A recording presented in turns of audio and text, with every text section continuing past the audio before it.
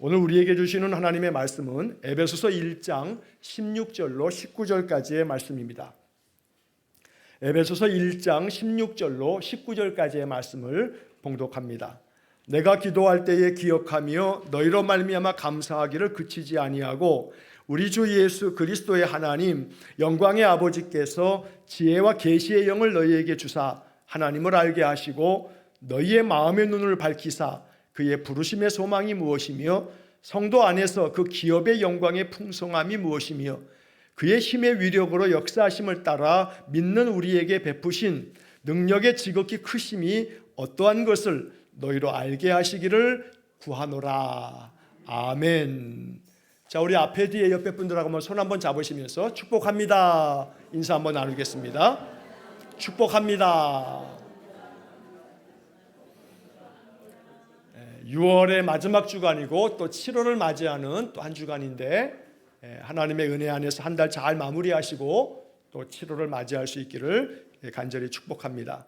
자, 오늘 우리가 개역개정 성경으로 에베소서 1장의 말씀을 읽었는데 여러분 주보 안쪽에 세번역 성경의 번역이 있는데 오늘은 세번역 성경을 우리 다 같이 한번 한 목소리로 읽어보고 말씀을 함께 나누겠습니다. 세번역 성경으로 주보 안에 세번역 성경이 쓰여 있습니다. 한번 같이 16절부터 19절까지 한 목소리로 같이 한번 읽어보겠습니다. 여러분을 두고 끊임없이 감사를 드리고 있으며 내 기도 중에 여러분을 기억합니다.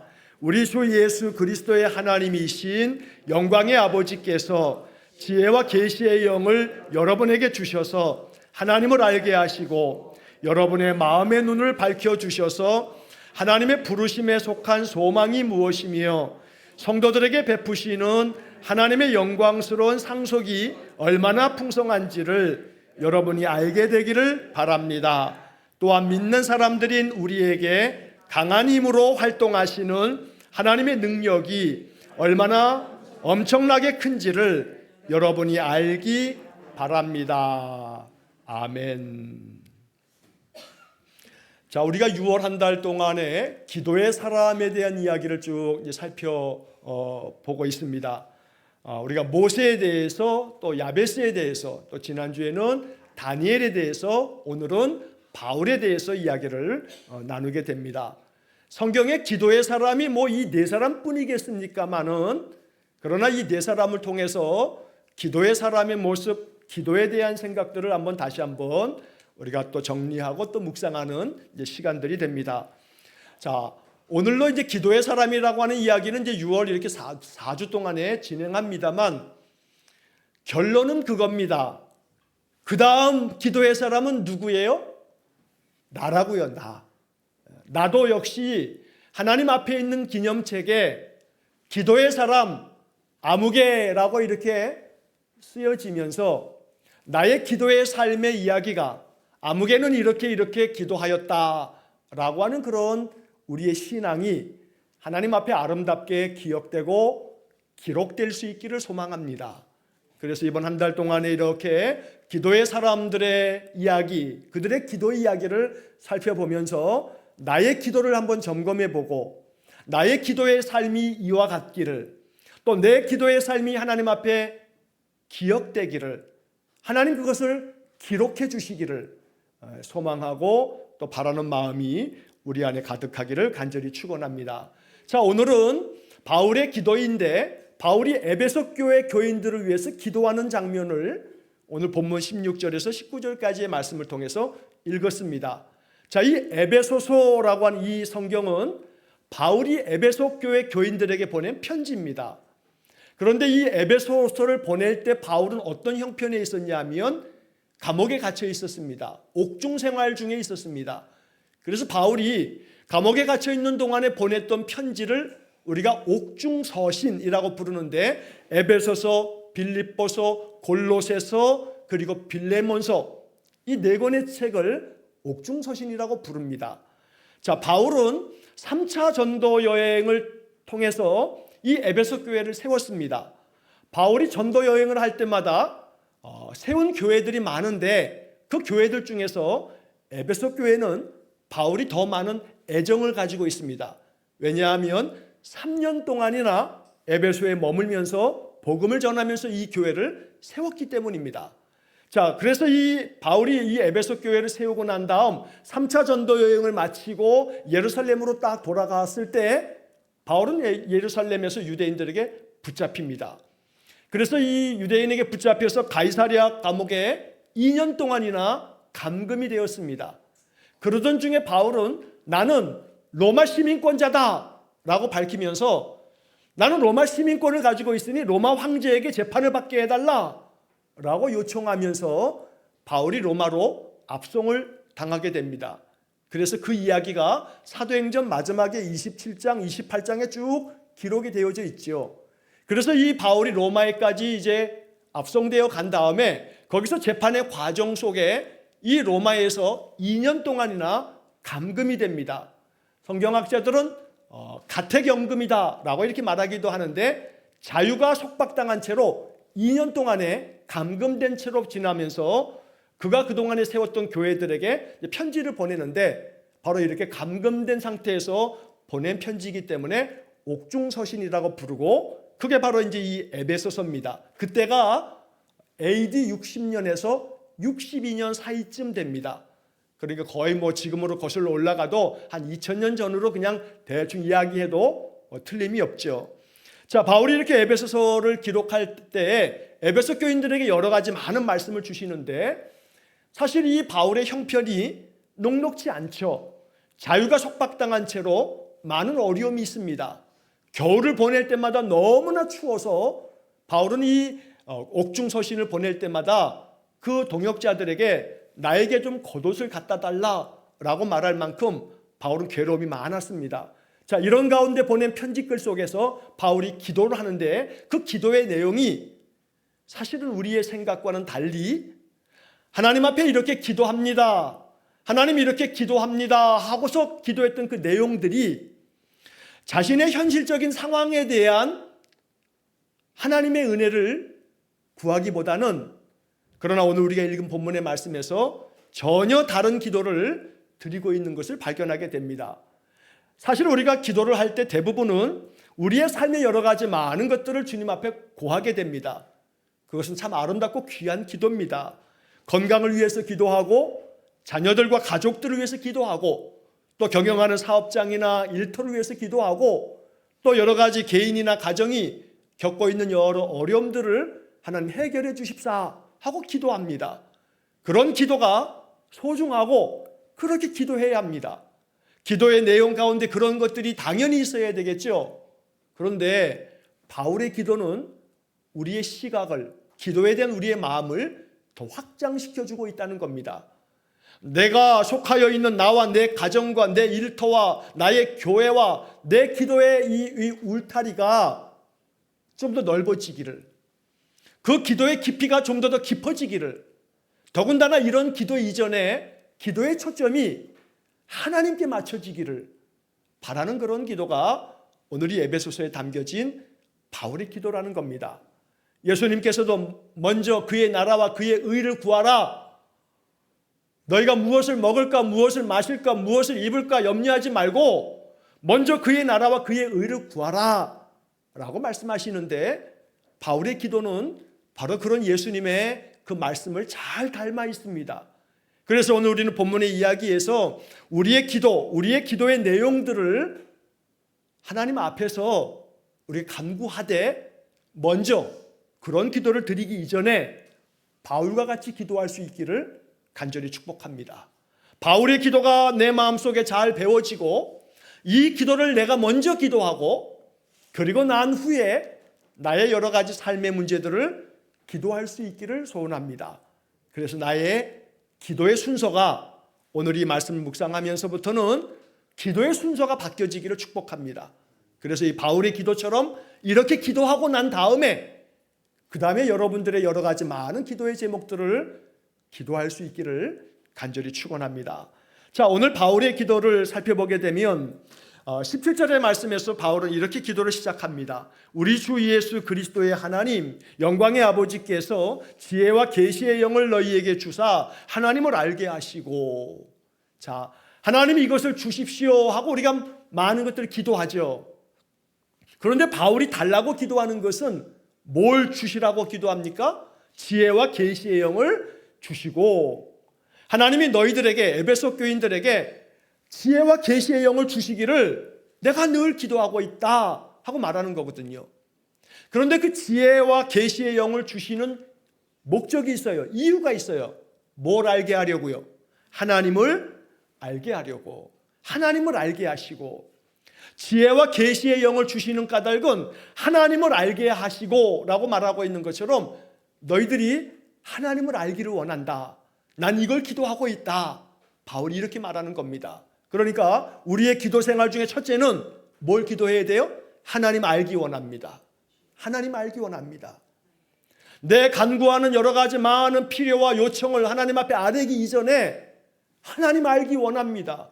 그러니 나에게 지혜와 계시의 영을 부어주십시오. 그래서 내가 하나님 알기를 원합니다. 자, 이 하나님을 알기를 원하는 기도가 바울의 기도의 아주 핵심입니다. 이게 대단히 중요한 영적 기도가 됩니다. 그러니까 여러분들 여기 지금 이 에베소서 1장 17절의 말씀을 마음에 꼭 간직하셔서 기도하실 때마다 하나님 알기 원합니다. 예를 들어서 여러분들의 삶에 여러 가지 많은 기도 제목들이 있죠. 그런 기도 제목들을 통해서 궁극적으로 우리의 목적은 하나님 알기 원합니다. 건강의 문제를 기도하시잖아요. 건강의 문제를 기도하실 때에도 이 건강의 문제가 회복되어지고 건강해지고 이렇게 기도하는 게 아름답고 귀합니다. 그런데 항상 하나님 알기 원합니다. 여러분, 건강이 회복되는 게 중요한 게 아니에요. 그걸 통해서 뭘 알아야 돼요? 하나님을 알아야 돼요. 그러니까 하나님 나의 삶에서 어떻게든 지혜와 계시의 영을 주셔서 하나님 알기 원합니다. 내가 건강의 문제도 있고 재정의 문제도 있고 관계의 문제도 있고 여러 가지 미래에 대한 많은 기도가 있는데 그런 모든 기도가 그걸 통해서 뭘 알기 원해요? 하나님 알기 원합니다. 하나님 알기 원합니다. 건강의 문제를 통해서도 하나님을 알기 원하고 재정의 문제나 관계의 문제나 미래의 어떤 문제나 사업의 문제나 직장의 문제나 어떤 문제든지 간에 그걸 통해서 뭘 아는 거예요? 하나님 아는 게 목적이에요. 그러니까 내가 기도하는 기도의 제목들이 해결되는 게 목적이 되지 말기를 축복합니다. 그것이 해결되어지는 것은 과정이고 그걸 통해서 하나님 알기 원합니다. 지혜와 계시의 영을 주십시오. 그래서 하나님 알기를 원합니다. 이 바울의 기도가 우리의 기도가 되기를 원합니다. 여기서 하나님을 안다는 것은 단순히 지식으로 뭔가를 아는 정보를 습득하는 게 아닙니다. 이것은 하나님을 인격적으로 만나는 겁니다. 여러분, 우리나라 대통령이 누군지 아시죠? 대통령 알죠? 그럼 대통령 진짜 알아요? 사실은 대한민국의 지금 대통령이 누구라는 것은 알아요. 그 정보는 우리에게 있어요. 그러나 대통령을 아느냐 물어보면 대통령 모르죠. 만나본 적이 없거든요. 대화해 본 적도 없고요. 그 사람이 대통령이라는 것을 알고 있는 것하고 내가 그 대통령을 아는 것하고는 다르잖아요. 그러니 여기서 말하는 것은 하나님을 알게 하시고 라고 하는 것은 하나님을 인격적으로 만나고 하나님과 깊은 교제를 나누고 하나님과 친밀해지는 걸 말하는 거예요. 이걸 다른 말로 하게 되면 하나님을 경험하게 하시고 이런 기도가 되는 거예요. 하나님 알게 하시고 이 말은 하나님을 경험하게 해달라라고 하는 기도입니다. 바라기는 하나님 경험함이 있기를 축복합니다.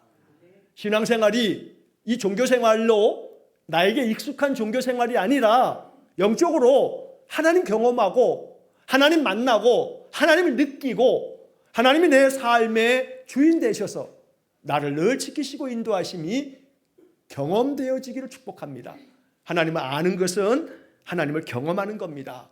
하나님을 경험하려면 지혜와 계시의 영이 필요한 겁니다. 하나님은 영이시니 예배하는 자가 영과 진리로 예배하라 하듯이 하나님은 영이시기 때문에 우리가 하나님을 경험하려면 지혜와 계시의 영이 부어져야 우리의 일상의 삶에서도 하나님을 더 깊이 알게 되는 겁니다. 그러므로 우리의 기도가 우리가 당면하고 있는 많은 현실적인 그런 문제들을 해결하는 그러한 기도, 소중하고 귀하나 그것 이전에 어떤 기도가 필요하냐면 하나님을 알기 원합니다. 하나님을 경험하기 원합니다. 하나님, 내가 하나님을 알도록 지혜와 계시의 영을 부어주십시오. 이것이 우리의 기도가 되기를 간절히 축복합니다. 예레미야 선지자가 예레미야 9장 23절과 24절에서 이런 말씀을 우리에게 주십니다. 지혜로운 자는 그의 지혜를 자랑하지 말라. 용사는 그의 용맹을 자랑하지 말라. 부자는 그의 부함을 자랑하지 말라.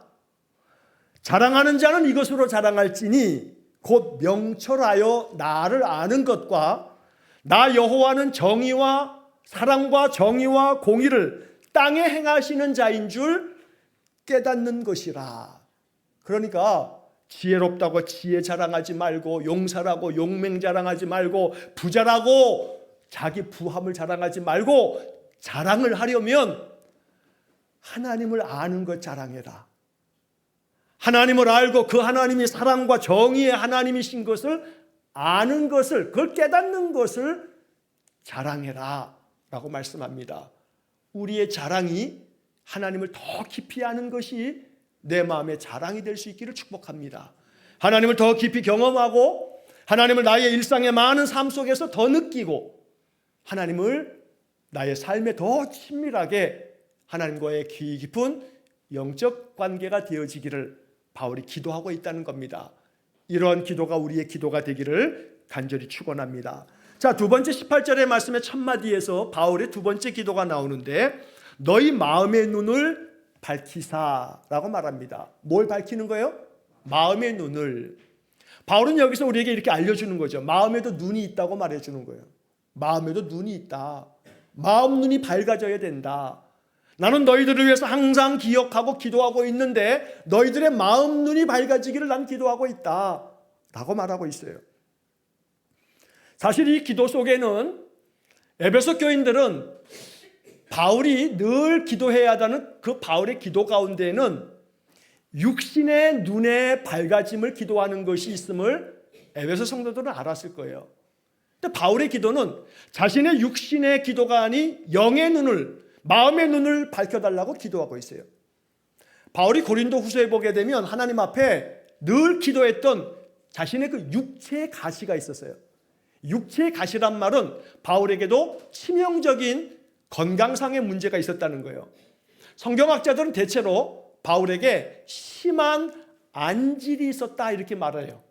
또 어떤 학자들은 심지어는 뇌전증이라고 말하는 간질이 있었을지도 모른다 이렇게 말하는데 보통의 경우는 전통적으로는 바울의 그 육체의 가시, 내가 하나님 앞에 이것을 해결해 달라고 고쳐달라고 많이 기도했는데 하나님이 내 은혜가 내게 족하다 하고 대답하셨던 바울의 그 육체의 가시, 안질이라고 보통 말합니다.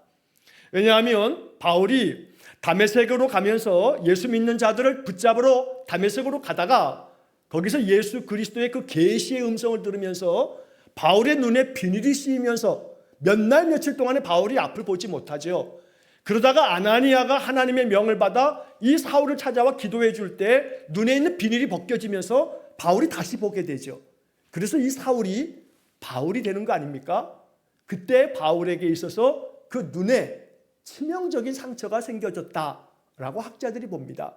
그래서 어떤 이 주석서를 보게 되면 바울이 이 안질 때문에 이 눈에 막 눈곱과 또 충혈과 이 눈에 굉장한 그런 고통이 있었을 거라고 이렇게 보는 그런 견해들이 있습니다. 자, 그러면 바울에게 사실 항상 기도는 나의 눈의 이 문제를 해결해 달라고, 내 눈이 좀 시원하고 깨끗하고 맑아지기를 바란다고 이랬을지 모릅니다. 그런데 고린도 후서보다도 이 에베소서가 나중에 기록된 것이기 때문에 아마도 바울은 고린도 후서에서 내 은혜가 너에게 족하다, 이 문제로 나에게 다시 구하지 말라 하는 명을 받고 난 다음부터는 자신의 이 안질의 문제에 대해서 기도하지 않았을 것 같다는 생각이 듭니다. 반면에 이 로마에서 옥에 갇힌 채로 이 편지를 쓰면서 바울의 기도는 더 이상 자신의 이 육신의 이 안질 문제를 기도하기보다는 에베소 교인들에게 마음 눈이 밝아지기를 기도한다라고 말하고 있다는 겁니다. 이렇게 마음의 눈을 밝히사라고 기도하면서도 바울은 눈의 아픔을 겪고 있다는 거죠. 현실에 많은 괴로움이 있지만 바울에게는 마음 눈을 밝혀주시라라고 하는 이 기도가 바울의 깊은 믿음 안에서 고백되는 기도였다는 겁니다. 오늘 우리가 이 기도를 마음 묵상하면서 이 바울의 기도가 에베소 교인을 향한 기도였고 또 우리의 기도가 되기를 간절히 소원합니다. 이 이야기를 가만히 보면 바울은 자신에게 주어져 있는 이 현실의 상황을 바꾸어 주기를 기도하기 이전에 뭘 바꾸어 달라고 기도하냐면 내 눈을 바꾸어 달라고, 내 눈이 밝아지게 해달라고, 그런데 그 눈이 마음 눈이 밝아지게 해달라고 바울이 기도하고 있다는 겁니다. 왜냐하면 마음 눈이 열리면 똑같은 현실을 다르게 바라볼 수 있는 눈이 생기기 때문입니다. 우리에게 닥쳐지는 인생의 문제들, 내 앞에 놓여있는 이 엄혹한 현실들, 이전과 같은 방식으로 자꾸 바라보게 되면 세월이 가면 갈수록 더 마음이 낙담이 됩니다.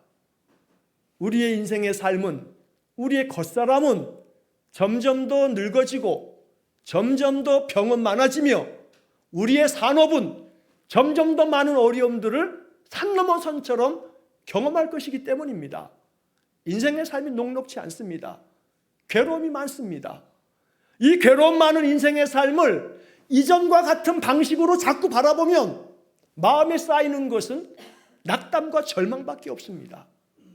그러므로 내가 마음의 눈이 밝아짐으로 이전과는 다른 방식으로 나의 이 엄혹한 현실을 바라볼 줄 알면 우리의 눈이 새로운 마음으로 나의 현실을 보게 된다는 겁니다. 며칠 전에 우리 교회 성도님의 이렇게 친구 되어지시는 분을 만날 수 있었습니다. 우리 교회로 이렇게 오셨어요. 그래서 이렇게 몇십 분, 거의 한 시간 가까이 이렇게 이야기를 나눌 수 있었어요. 우리 여기 앉아 계신 우리 성도님의 친구분, 그래서 이제 그분이 이렇게 모시고 와서 뵙게 됐는데, 제가 그분을 뵙고 난 다음에 한 이틀 동안의 마음이 참 많이 이게 무거운 마음으로 오늘 새벽에도 그분을 이렇게 생각하면서 기도를 했습니다. 왜냐하면 정말로 그분에게 주어진 삶이 너무나 아픔이기 때문에 그렇습니다. 많은 괴로움들이 있었는데 그 괴로움의 끝에 얼마 전에 사는 거처까지 화재로 다 집이 불타버렸습니다. 심지어 자기 집만 불탄 게 아니라 옆집까지 불타버렸어요. 여러분들의 집에 화재가 나서 집이 다 타버리고 심지어 그 옆집까지 그 불이 옮겨가지고 옆집도 불이 타버렸다면 마음이 어떻겠습니까? 얼마나 괴로움이 심하겠습니까? 아마 깊은 절망과 우울 속에 빠질 겁니다. 어찌해야 할 바를 모를 겁니다. 그런데 마침 그분이 그러던 중에 우리 교회 우리 친구 되시는 분이 생각이 나서 전화를 하신 거예요. 그 전화를 해가지고 얘기를 통화하시면서 그래서 우리 교인이 그러면 그럴 때의 마음, 그러니 우리 교회 와서 우리 목사님하고 얘기도 하고 또 기도도 받고 그러면서 마음을 좀 이렇게 세우라고 아마 권하신 모양이에요. 그분의 마음속에 그 마음이 한 번도 본 적 없는 목사를 찾아왔어요. 얼마나 마음이 절박했겠습니까? 그래서 그 얘기를 들으면서 제 마음에 그 여러 가지 삶의 많은 상황들의 이야기를 들으면서 마음이 정말로 아주 그분의 마음을 다 헤아릴 수는 없지만 마음이 너무 짠하고 마음에 깊은 기도가 돼서 그분이 돌아가시고 난 다음에도 그날 저녁 내내 그 다음날 새벽에도 오늘 아침에도 제 마음은 그분과 같이 다 그 마음을 나눌 수는 없지만 얼마나 그 마음이 괴로울까. 모든 삶의 괴로움들이 겹겹이 쌓이면서 마지막에 가서는 집까지 다 불타버려서 아무것도 없는 신세가 돼버렸을 때 그 괴로움은 얼마나 심할까. 제가 그날 그분하고 이렇게 쭉 이야기를 나누면서 성경의 몇 곳의 말씀들을 이렇게 보여드리면서 이 말씀을 붙드시라고, 예전에 그래도 교회를 다니신 적도 있고 그래서 잠언의 말씀도 펴서 보여드리면서 같이 읽으면서 사람의 심령이 능히 그 병을 이기려니와 심령이 상하면 누가 일으키겠느냐. 무릇 지킬 만한 것 중에 너희 마음을 지키라. 생명의 근원이 이에서 남이니라. 그러니까 욥기를 이야기를 하면서 욥기 1장을 펴서 보여드리고 읽으면서 주신 자도 하나님이시고 거두신 자도 하나님이신데 내가 모태에서 아무것도 가지지 않고 나왔으니 내가 아무것도 가지지 않고 돌아가겠다는 이 욥의 이야기를 같이 읽고 제가 이런 여러 겉면의 말씀들을 드렸습니다. 우리들의 인생의 삶에 마음의 눈이 밝아지지 않으면 이전의 방식대로 지금까지 삶의 모습대로 지금 내게 주어져 있는 현실을 바라보게 되면 마음은 절망뿐입니다. 하지만 다른 눈으로 바라보게 되면 나의 마음 눈이 밝아지게 되면 내게 주어져 있는 삶의 현실은 똑같지만 내 마음 눈이 밝아지면 전혀 다르게 볼 수가 있다는 겁니다. 그러므로 현실을 바꾸어 달라, 나의 상황을 바꾸어 달라 기도하는 것이 필요합니다. 해야 합니다. 하나님이 그렇게 역사하시도록 간구해야 합니다. 하지만 그럼과 동시에 우리가 먼저 기도해야 할 것이 있습니다. 내 마음 눈을 밝혀주십시오. 엄혹한 나의 현실을 다른 시각으로 바라볼 수 있도록 마음 눈을 밝혀주십시오. 이것이 우리의 기도가 되기를 간절히 축원합니다. 누가복음 24장에 보면 예수님을 따랐던 그런 많은 제자들 중에 2명의 제자가 12사도는 아니지만 2명의 제자가 예루살렘으로 자기들이 사는 엠마오로 내려가는 장면이 나옵니다. 이 엠마오로 내려가는 이 두 제자는 예수님을 늘 추종하며 따라다녔던 12제자와 함께 그 주변에 많은 제자들이 있었거든요. 근데 예수님이 십자가에 달려 돌아가셨습니다. 사흘이 지나고 예수님이 부활하셨다, 다시 사셨다, 뭐 이렇게 얘기하는 사람들도 있지만 그게 믿어졌겠습니까? 사도들도 안 믿었는데 이들은 낙담하고 불안하고 두려워서 예루살렘에 있다가는 우리도 붙잡힐지도 모르겠다는 마음에 겁이 났을 겁니다. 엠마오로 내려가고 있던 중이었습니다. 내려가는 길에 부활하신 예수님이 옆에 같이 걸으면서 그들과 이야기를 합니다. 까마득히 예수님인 건 모르고 부활하신 주님이라는 것은 알아차리지 못한 채 한참을 얘기를 나누고 말씀을 듣다가 날이 저물어 그들이 한 집에 유숙하면서 예수님과 함께 식사를 하게 되는데 예수님이 떡을 떼어 주실 때 그들의 눈이 밝아지고 예수님 것을 알아보게 됩니다. 누가복음 24장 31절에 이렇게 기록되어 있습니다. 그들의 눈이 밝아져 그인 줄 알아보더니 눈이 밝아지자 부활하신 예수님인 것을 알아봅니다. 그리고 난 다음에 어떻게 되냐면 이 엠마오로 내려갔던 이 두 제자들이 발걸음의 방향이 바뀝니다. 다시 예루살렘으로 다시 돌아갑니다. 그리고 우리도 부활하신 예수님을 만났다라는 증인이 됩니다. 엠마오로 내려갔다면 옛날처럼 예수님 만나기 전처럼 다시 살았을 겁니다. 옛날로 돌아갔을 겁니다. 하지만 그들의 마음의 눈이 밝아지자 겁이 나서 도망치듯이 돌아갔던 이 예루살렘으로 되돌아가게 됐다는 겁니다. 예루살렘으로 돌아가서 제자들에게 다시 얘기합니다. 우리도 다시 사신 예수님을 만났다. 그들의 눈이 밝아지면서 그들의 삶의 방향이 발걸음이 바뀌게 된 겁니다. 그러므로 바울의 이 두 번째 기도가 우리의 기도가 되기를 축복합니다. 우리의 눈이 밝아지기를 축복합니다. 그러면 인생의 발걸음의 방향이 달라질 줄로 믿습니다. 내게 주어져 있는 이 엄혹한 현실도 다른 관점으로 바라볼 수 있게 될 겁니다. 그러므로 내 마음 눈을 밝혀주십시오. 이것이 우리의 간절한 기도가 되기를 간절히 축원합니다. 시편 119편 18절 말씀에 이런 말씀이 기록되어 있습니다. 내 눈을 열어서 주의 율법에서 놀라운 것을 보게 하소서. 나의 눈을 열어서 주님의 율법 그 말씀에서 놀라운 것을 보게 하소서. 여러분 이 시편 119편 18절의 말씀이 여러분들의 기도가 되기를 축복합니다. 하나님 내 눈을 열어주셔서 주님의 말씀 속에서 놀라운 약속을 보게 하시고 이 약속이 나의 삶에 성취되어지는 것을 보게 하시고 그래서 내 마음의 눈을 밝혀주셔서 나의 삶에 하나님이 지금도 역사하심을 볼 수 있는 그런 은혜가 있기를 간절히 축원합니다. 자, 마지막으로 세 번째로 이제 18절 그 이후의 말씀과 19절의 말씀에서 바울은 이 에베소 교인들에게 이 세 가지를 통해서 하나님 알기를 원한다 하면서 기도하는 내용이 나옵니다. 그의 부르심의 소망이 무엇이며 성도 안에서 그 기업의 영광의 풍성함이 무엇이며 그의 힘의 위력으로 역사하심을 따라 믿는 우리에게 베푸신 능력의 지극히 크심이 어떠한 것을 너희로 알게 하시기를 구하노라. 이 개역개정 성경의 이 번역을 재번역 성경으로 보면 하나님의 부르심에 속한 소망이 무엇인지를 알기를 원한다 하고 말하는 겁니다. 첫째는 하나님께서 우리를 부르셨는데 그 부르심이 어떤 이유 때문인지, 하나님은 우리를 부르시면서 어떤 소망을 가지시는지 이걸 알기 원한다 하고 기도하는 겁니다. 여러분, 우리의 기도는 거의 대부분 다 우리의 소망에 초점이 맞춰져 있죠. 내가 바라는 것에 초점이 맞춰 있어요. 그래서 나의 소망을 하나님께 아뢰는 것이 기도죠. 맞습니다. 그런 기도가 소중하고 필요합니다. 그런데 한편 바울은 우리의 기도가 하나님의 소망에도 초점을 맞추라고 이렇게 말씀하는 겁니다. 하나님의 부르심의 소망, 하나님이 우리를 부르셨어요. 자녀로 부르셨어요. 성도로 부르셨어요. 그럴 때 하나님은 소망이 있으시는 거예요. 하나님은 바람이 있다고요.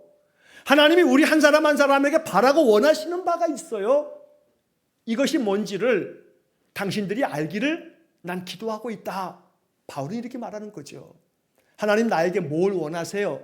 하나님 나에게 바라시는 하나님의 소망은 뭐예요?